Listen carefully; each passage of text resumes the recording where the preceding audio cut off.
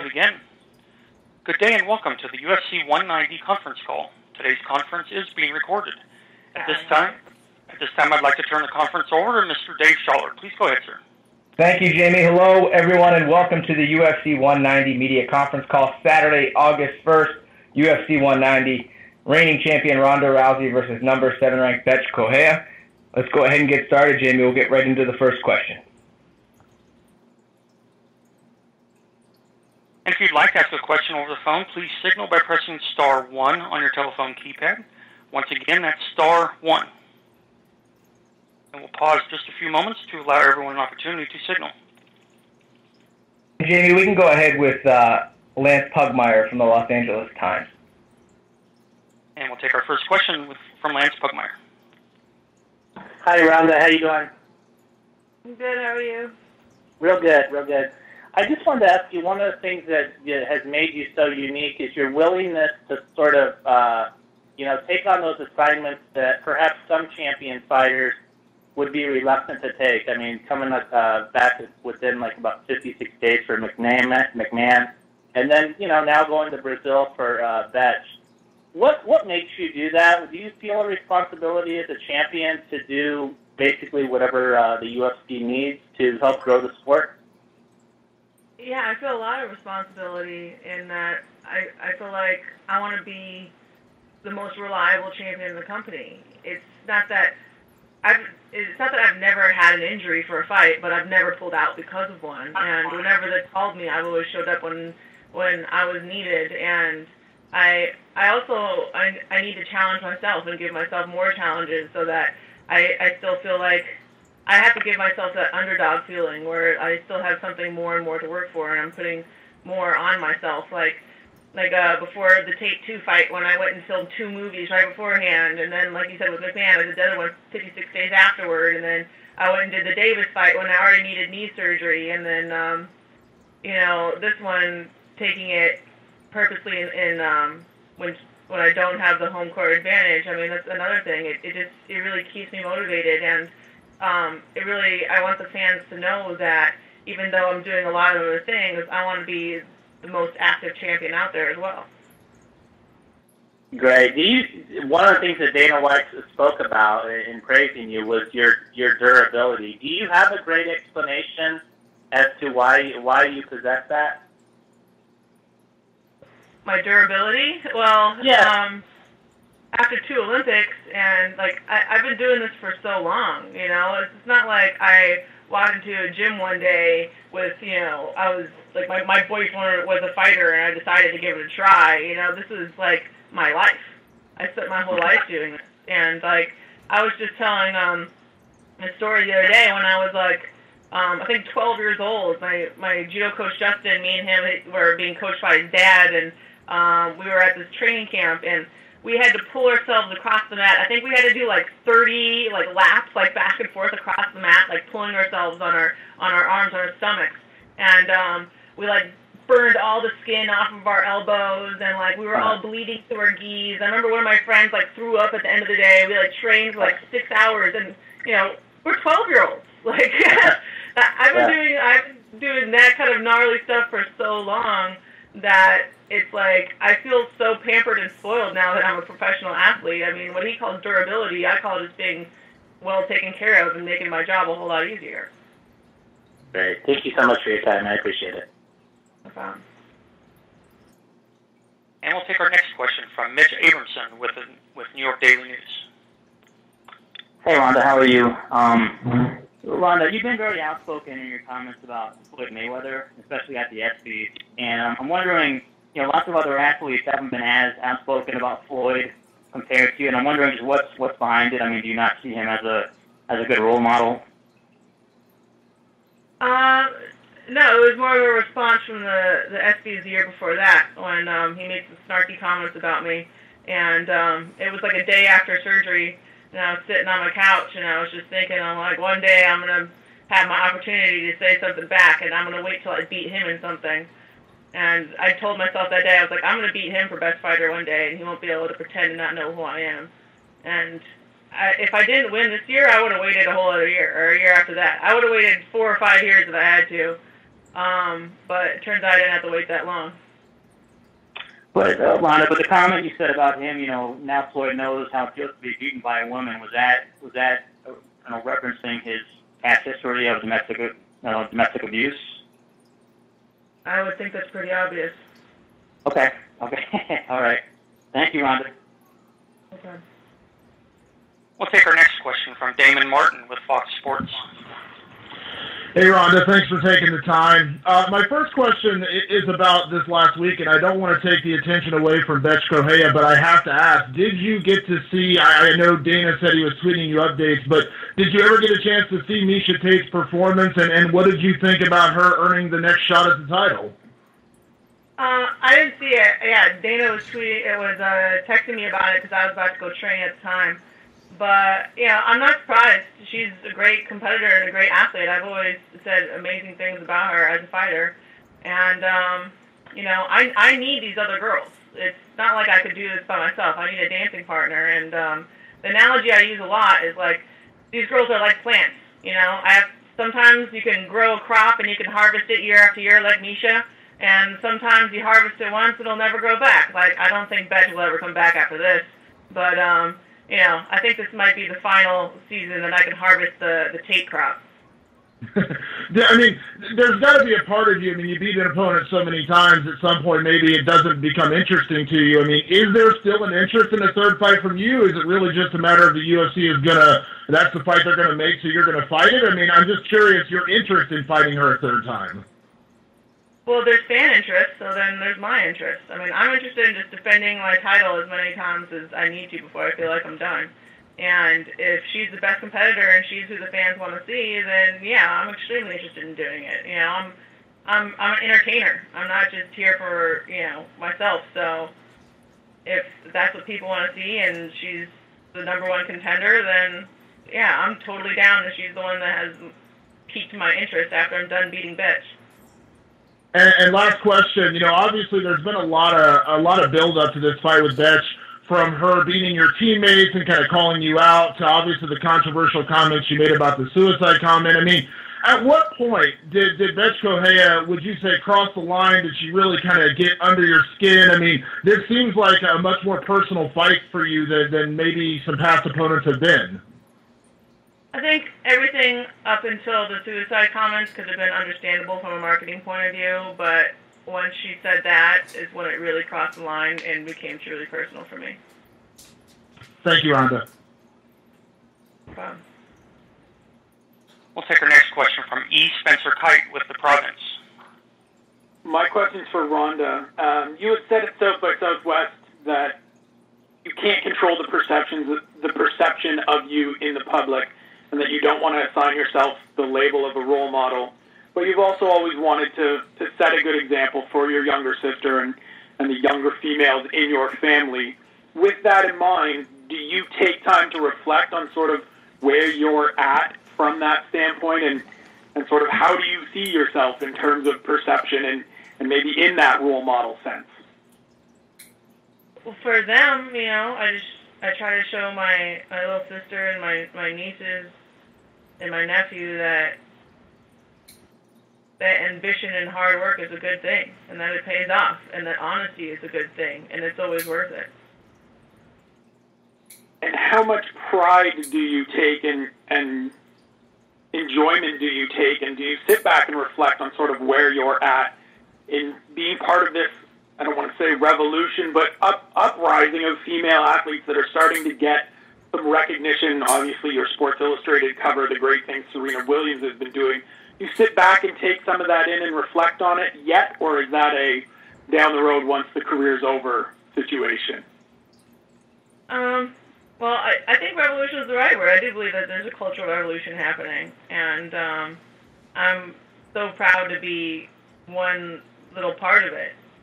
But the time for reflection, I mean, they're few and far between. Like, after the ESPYs, I had to go straight home and, make my training camp meal, and I really was not allowing myself to enjoy it until after I beat Bethe, and then I'll have 1 week to kind of revel and everything, and then I kind of have to reset and start the cycle all over again and get ready to beat Miesha, So, I mean, there's, like, little pockets where I can really revel and appreciate everything, and then I have to really mentally put myself back in the space where, okay, things are awesome, cool things have been done, there's more things to do, and then start breaking the next goal into pieces and taking care of every one of those pieces along the way until, I have my next big challenge after that. So the last piece of this challenge is I'm just going to beat Bethe in the most fantastic and entertaining way possible, and then I can think about how great things are, and then I can think about, okay, what's the next step?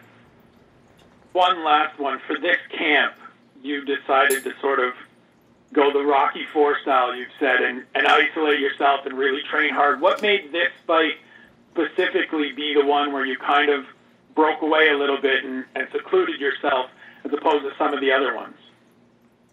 Well, I was kind of going nonstop between the last fight and this one with the book tour and everything like that, and the Entourage premiere and all those kind of things. And so when I get really overstimulated with outside things besides fighting, I really kind of have to rewire my brain to go out of that mode and back into fight mode. And so I try to just push the whole outside world. Everything that isn't fighting just had to be gone. And so I started camp way earlier. I started like 8.5 weeks out. I just started isolating. I started saying, okay, no more anything else. I cut all other kind of workout. I went out into the mountains where I had no cell phone service and nothing, and started my camp out there. And then even when I came home, it was nothing but the gym and home. And it was actually really refreshing in a way. I felt really rejuvenated by that, and it really reaffirmed the fact that my hunger to fight is still there, and it's still the thing that holds that I have the most passion for more than anything. Awesome. Thanks for the time. Wow, thank you. Our next question comes from Matt Jewell with Boston.com.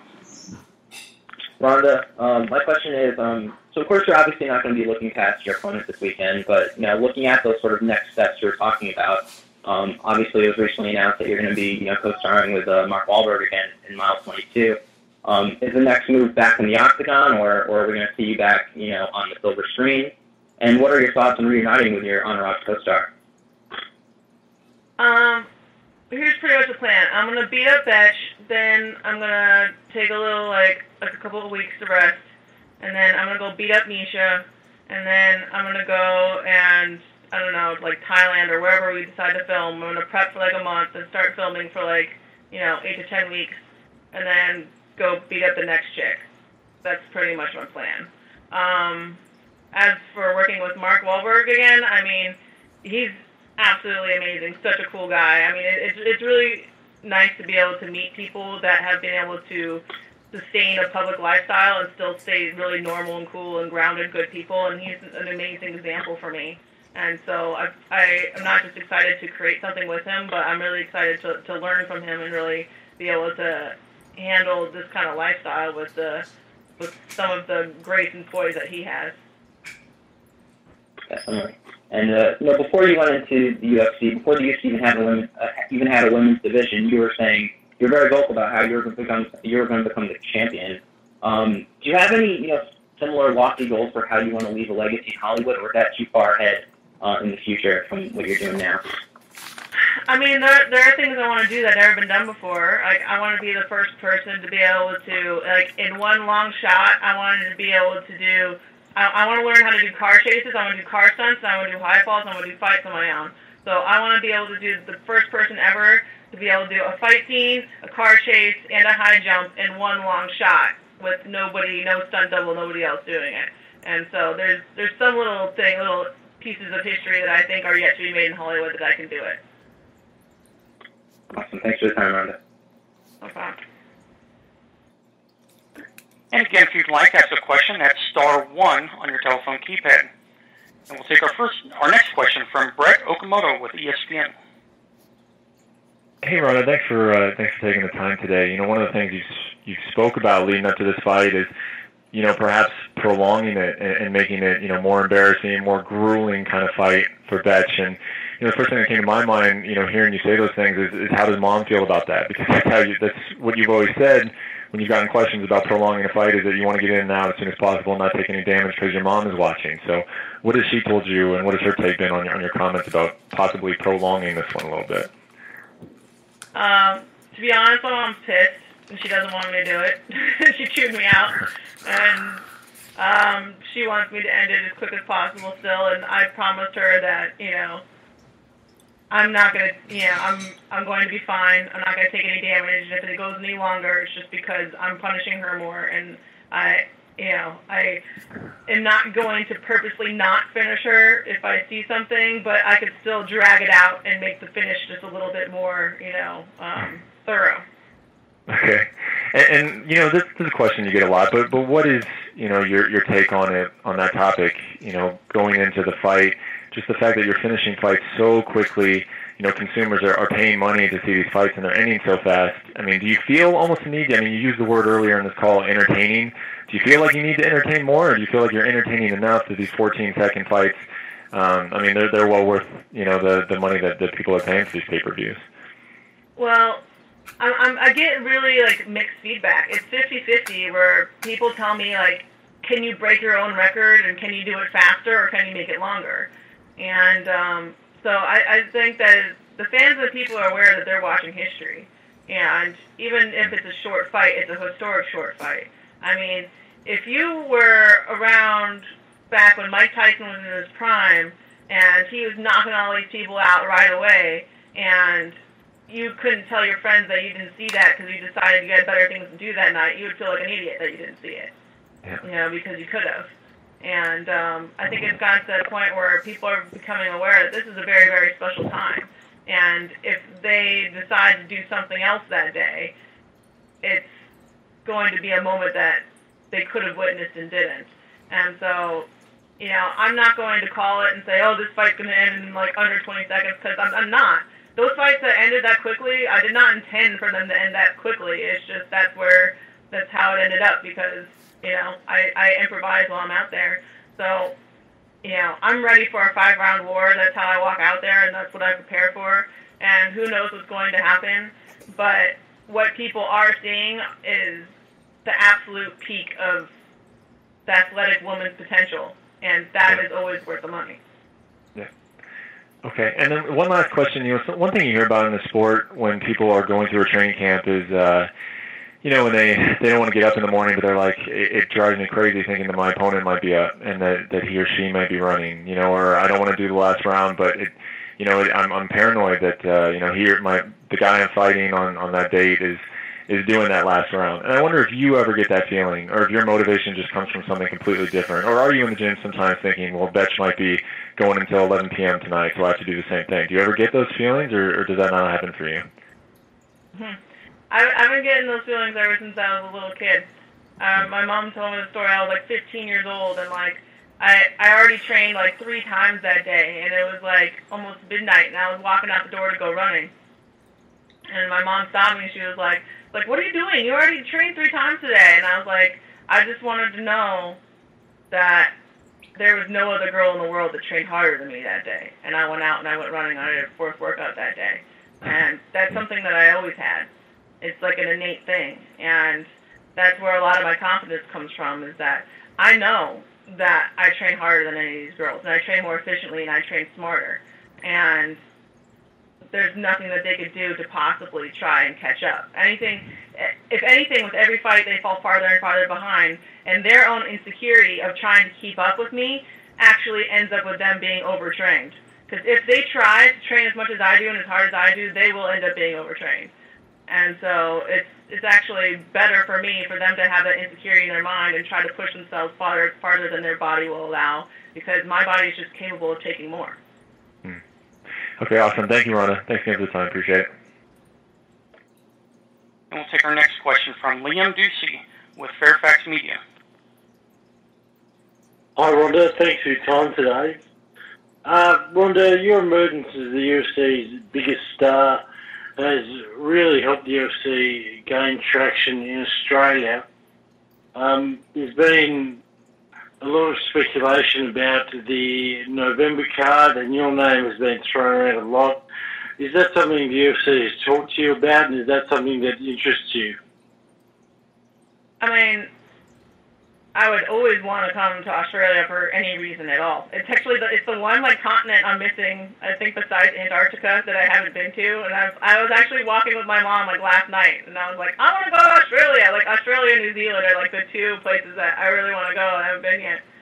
And yeah, even if I can't come there to fight, I would still want to come there, even just to visit if I could. So any reason that I could come up with, I want to go.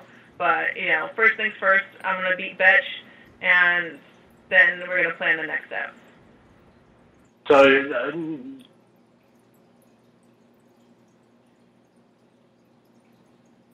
I think we lost him. Let's go ahead and get to the next question, Jamie. We'll take our next question from Alex Oates with Herald Sun. G'day there. My question's for Ronda. The last caller, I guess, stole my thunder a little in terms of Melbourne, UFC 193. Just to add a little bit to that, Ronda, so is there a chance your next fight after Bethe could be Misha Tate in Melbourne, UFC 93? There's a chance that I could be under 56 days from now. So, yeah, there's definitely a chance. I wouldn't be surprised by anything. I wouldn't be surprised if they asked me on the mic right after I got done beating the crap out of Bethe if I want to go fight in Australia. Nothing would surprise me now. Yeah, but you'd be happy to take, obviously you're both high-profile Americans and probably two of the best women fighters in the world. Would it bother you to, I guess, take that off your home soil and fight in Australia? Not at all. I mean, if I'm willing to fight a girl in her hometown where she has a home field advantage, I obviously would have no problem going to Australia, which is not just neutral territory, but absolutely gorgeous neutral territory. Very good. Thank you very much, Ronda. I appreciate your time. No problem. And again, if you'd like to ask a question over the phone, that's *1 on your telephone keypad. And we'll take our next question from Stephen Lieberman with Culver City Observer. Yeah, this is from Ronda. You speak a lot. You've spoken a lot during this press conference about your childhood, and I was curious if you could elaborate a little bit on that and tell us what age were you when you got interested in martial arts, and who was your inspiration, and who were your role models and influences, fighters out there at the time, and how you developed such great confidence.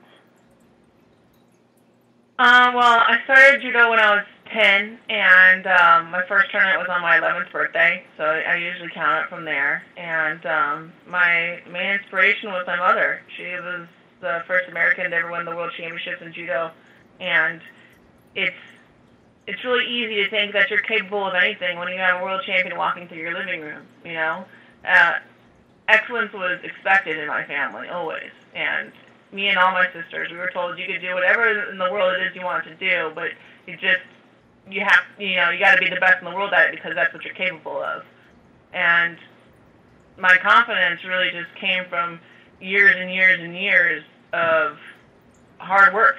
And, I would be, 11, 12 years old, and I would fight in 2 different tournaments in a weekend in 3 divisions in both tournaments, and then, so that's 6 divisions in a tournament, and probably 4 matches in each, and that's just every weekend or every other weekend when I was a kid. So I've had thousands and thousands and thousands of matches and so much more competition experience than these girls could ever have. How many matches does Bethe really have? Under 10 in her whole life in any sport? I've had thousands and thousands and thousands of matches. I've had times where I've been planted on my face and my entire body scorpioned over, but I had to not touch my toes to the ground because that way it would result in a score, and then I had to jump up and find a way to win anyway. I've had fights where I had my elbow dislocated and had to pop it back in place and ended up throwing the other person in the last few seconds with the arm that was just dislocated because it just had to happen. I've been in every single situation that you possibly could think of. I've been as sick as possible and still come out and won anyway. I've had fights where I had such a terrible weight cut that someone jumped on top of me and ended up throwing up in the middle of the match, so I had to wipe it up with my own arm, under me, so the referees didn't see it, and I wouldn't get disqualified, and I still came up and smelling of vomit, I fucking won anyway. I mean, I've had so many thousands of experiences that this girl could never possibly have between when she decided that MMA was a cool idea till now, and she'll never catch up. And that's what confidence comes from. It comes from overcoming, and I've overcome so much more than any of these girls possibly ever could. And your role models or who you were inspired, growing up to fight like, or be like, whether it be a male or a female athlete, or you just feel like you're unique? It was my mom. It really was. She wasn't just the first American in history to win, but she was innovative. She tore her knees out when she was 17 years old, and back then, the way the women fought were like very proper, technical, standing Japanese-style judo. And because she had no knees, she had to find a way to win around that. And so she got to be the absolute best at the things that everyone else was the worst at. And it wasn't really trendy for girls to lift weights and become strong and really pay attention to conditioning. And my mom did that. It wasn't really considered proper judo to be a ground-focused fighter, so that's what my mom did. She was the original armbar lady. And because she filled all the holes that everybody else had, that's what gave her the opportunity to be the best in the world. And that's the example that I like to follow. Yeah, it's nice that you cherish your mom like that. You're lucky to have your mom. Thanks for your time. Thank you. I'll take our next question from Damon Martin with Fox Sports. Yeah, a couple questions for Bethe. Bethe, obviously, you are the underdog in this fight. I think everybody knows that. But does that take off some of the pressure, considering, how highly touted Ronda is going into this fight? Does it take any of the pressure off you being the underdog?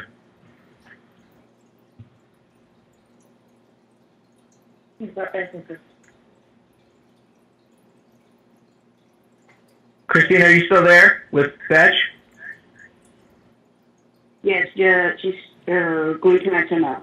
Okay. Eu sempre estou acostumada a ser a zebra, para mim é totalmente normal. Eu acho que, pela minha história de vida, que conhece a minha história de vida, não se surpreende. Eu tive que enfrentar o mundo, enfrentar a família, enfrentar até a razão, a lógica das coisas. Então, para mim, ser a zebra, para mim, não vejo nenhuma desvantagem. Entendeu? Até porque a pressão maior é para a Ronda. Eu não tenho nada a perder, ela tem o cinturão a perder. Eu só tenho a ganhar, eu só tenho a conquistar o meu sonho. Então, eu não vejo nenhuma pressão, eu estou muito bem.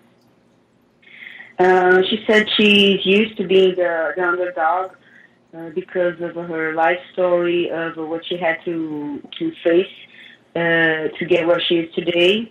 And so being an underdog is not a disadvantage for her. By the contrary, the disadvantage is for Ronda because she has what to lose, and she doesn't. By the contrary, she has a belt to win, and Ronda has it to lose. And I know that, obviously, we know you are a striker. You like to look for the knockout. Have you seen any tendencies, without giving away your game plan, but have you seen tendencies or weaknesses in Ronda's striking game that you feel like you can expose?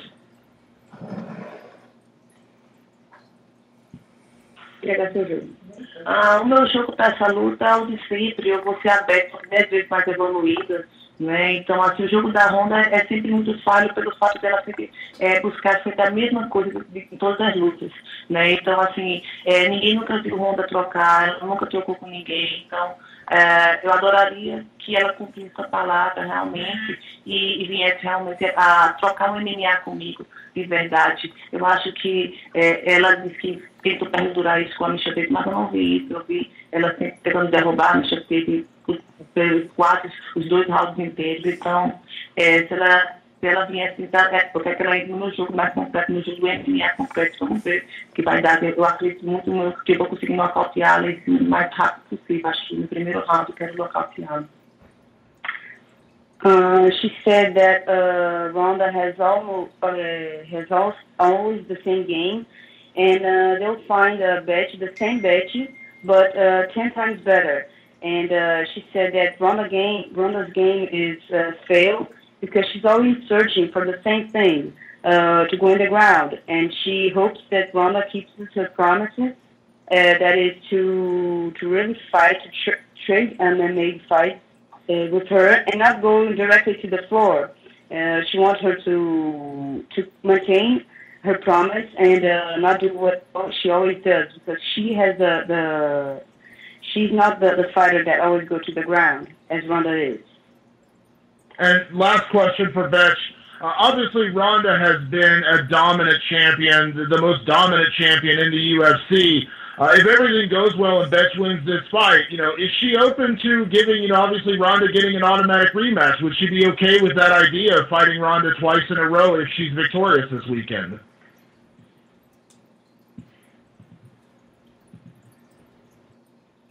Tudo isso pode enfrentar ela 2, 3, até 10 vezes. Eu já queria me aposentar em vida, estou no caminho certo para isso.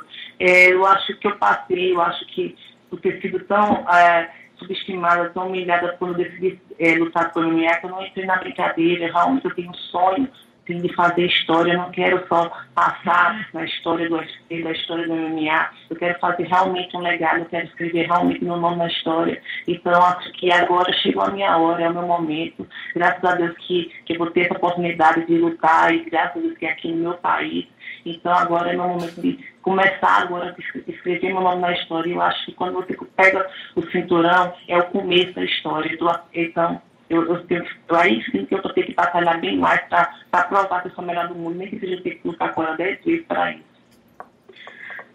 She said she's willing to fight Ronda as many times it's needed, 2, 3 times before, it doesn't matter. And her dream is to retire undefeated, and she doesn't mind being the underdog because that makes her want to win harder.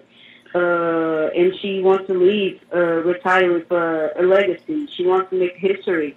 And the opportunity of fighting in Brazil and winning the belt is only the beginning for her to continue her history, making legacy. And she doesn't mind how many times she has to fight with Ronda. Thank you. We'll take our next question from Dave Diebert with Post Media News. Hi, thanks you guys for the time. Just a couple quick ones for Ronda. In your book, it's just an anecdote that I remember. You said how you only throw. I think I'm paraphrasing correctly. That you only throw leg kicks when you're emotional. How do you go into a fight like this where maybe emotions do get a little high and not let those emotions get the better of you? Well, for one, I won't throw any kicks. I just concentrate on my first exchange, and that's it. And I improvise from then on out. And once you're in there, it's like the emotions are gone. It's just observations and decisions and priorities of what to do. And that's what I like most about fighting, is because that's when the emotions go away. I'm so emotional when I'm outside of a fight that fighting is my escape from emotion. All right. Now, I guess just a nice little segue, I guess. About things that you do enjoy. You talked about it, but so busy all the time, go from fighting to this to the next project. When do you take time through all of this to just enjoy your efforts? Do you, if you could, maybe just a couple little examples of just sort of the day-to-day things that you're just able to take in and just enjoy after all the work has put you in the position to enjoy it? Well, since the last fight till now, I really didn't take any time. That's one of my problems, is I'm very bad at resting.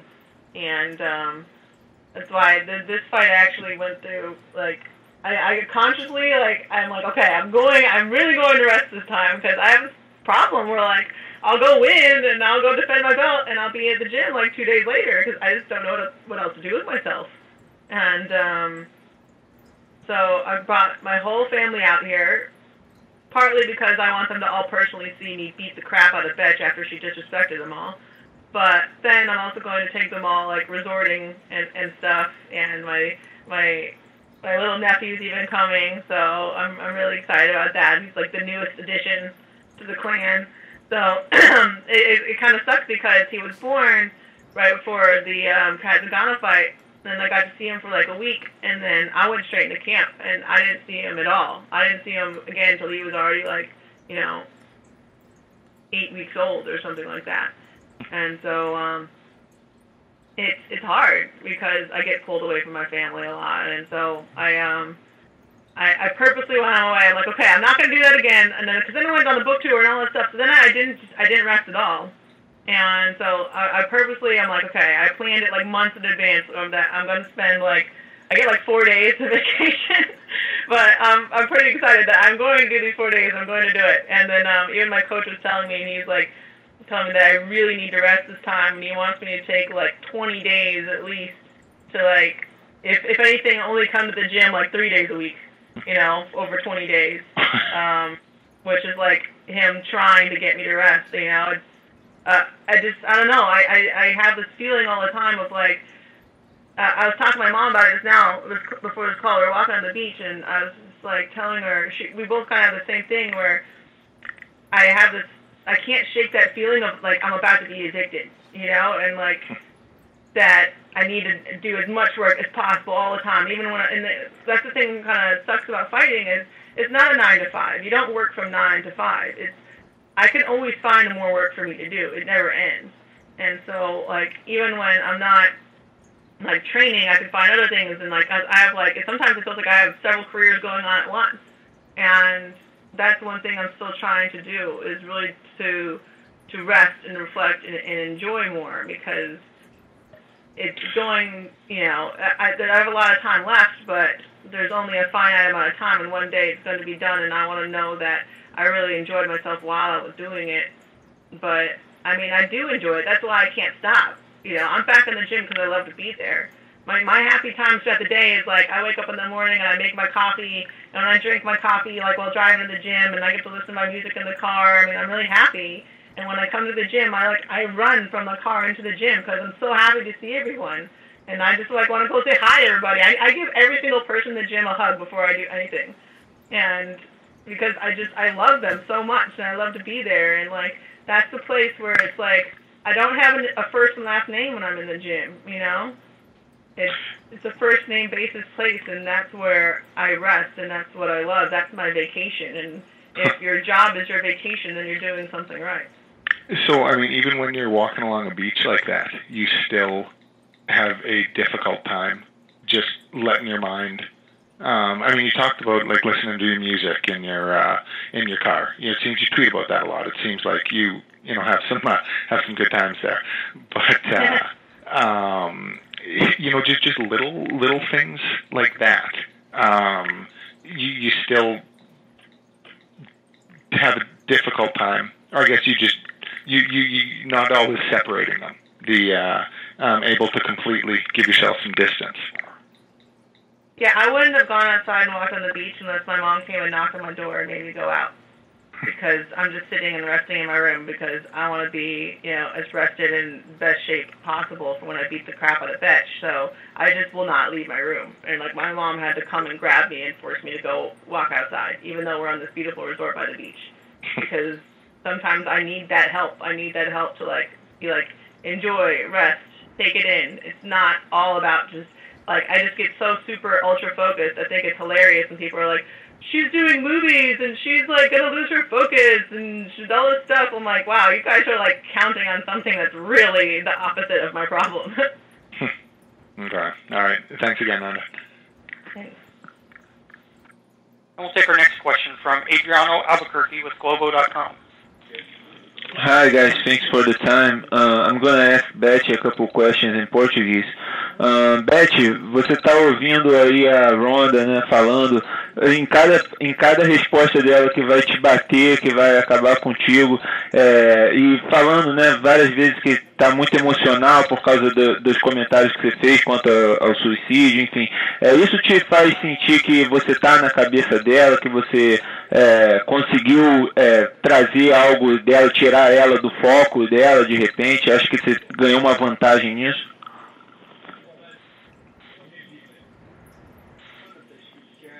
He asked if she, when listening the comments of Ronda, that she's going to hit her, she's gonna knock her down. And with the comments of with the suicide, she felt that she was inside Ronda's head, and that makes her in a kind of an advantage. Repete a pergunta, por favor.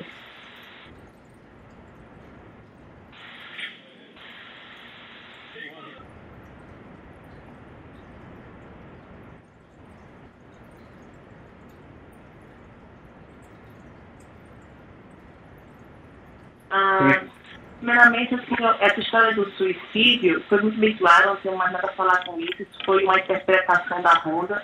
Então, eu acho que isso só mostra um pouco duas coisas para mim. Ou ela se mostra realmente que ela tem o psicológico realmente abalado, facilmente abalado, ou então ela se mostrou uma grande teste. Realmente ela está de parabéns com uma atriz. Não sei, estou na dúvida se ela tem um psicológico fraco ou se ela realmente é uma grande atriz que fez muito bem, porque quando você tem alguma trauma muito grande, você não fica vendo qualquer repórter, qualquer câmera para falar sobre o assunto, para chamar. Então, acho que quem está querendo promover isso é a Ronda. Então, se for realmente verdade, essa dor no coração dela que ela fez, realmente ela se mostrou realmente muito fraca psicologicamente, realmente consegui entrar sem querer, porque eu realmente não falei com intenção. Mas se ela quiser achar que realmente eu falei com intenção, eu não tenho problema nenhum quanto a isso. E ela tentar querer bater em mim na luta aqui na minha casa, fica até, eu realmente não consigo nem acreditar, porque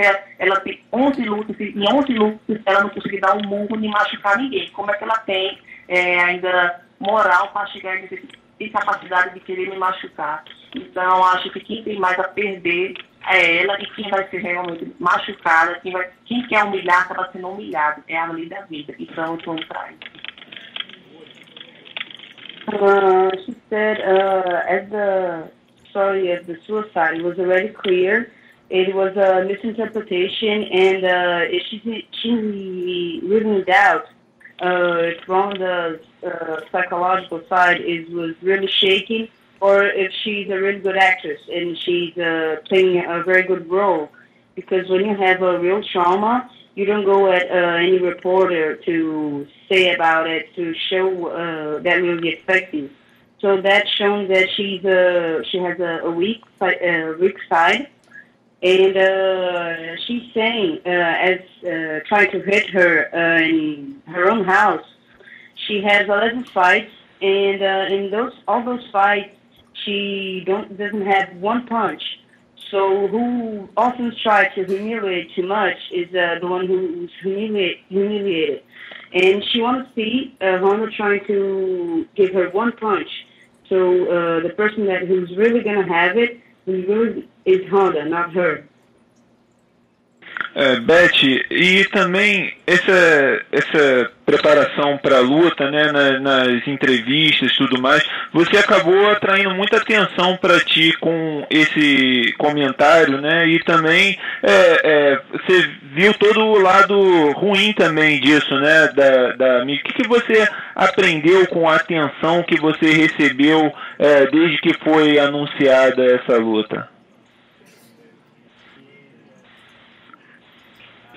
He asked, at the preparation of the fight, of the interviews, after the comment of the suicide, the negative attention that she had from the media, and what she is waiting for the fight after those comments. What's her preparation?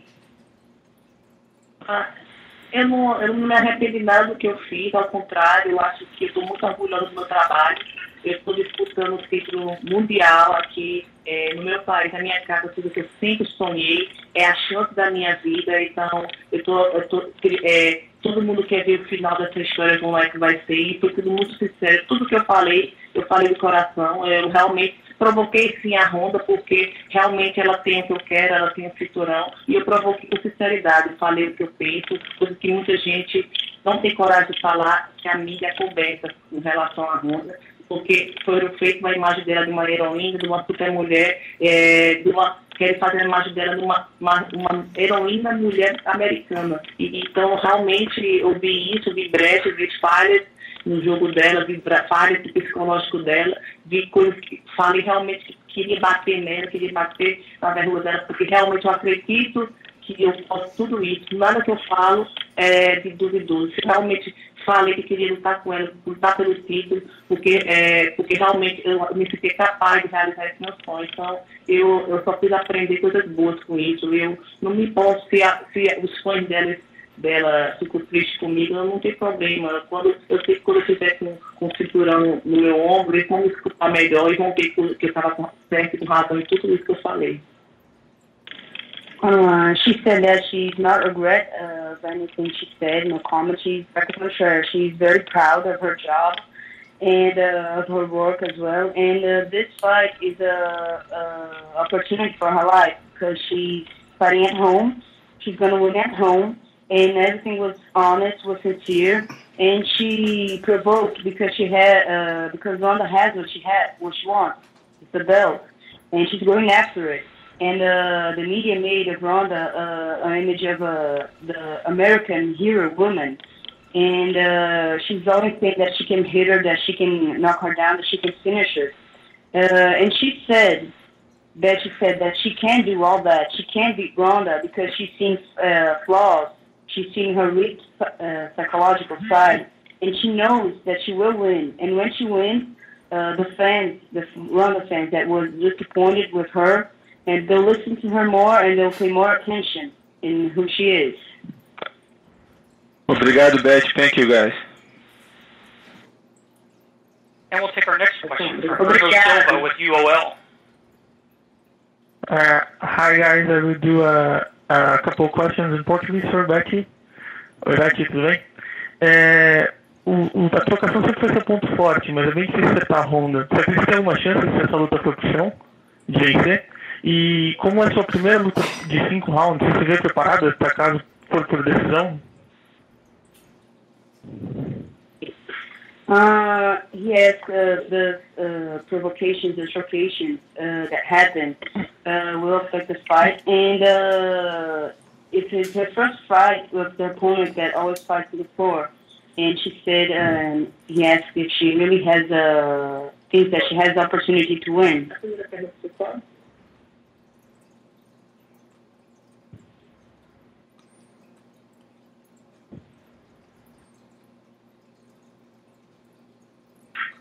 Eu sou uma lutadora moderna, eu sou uma lutadora de MMA. Eu não sou aquele tipo de lutador que vem do jiu-jitsu, vem do judô, vem do boxe e tenta adaptar a sua arte para a luta. Eu já comecei a se adaptar para lutar em qualquer situação.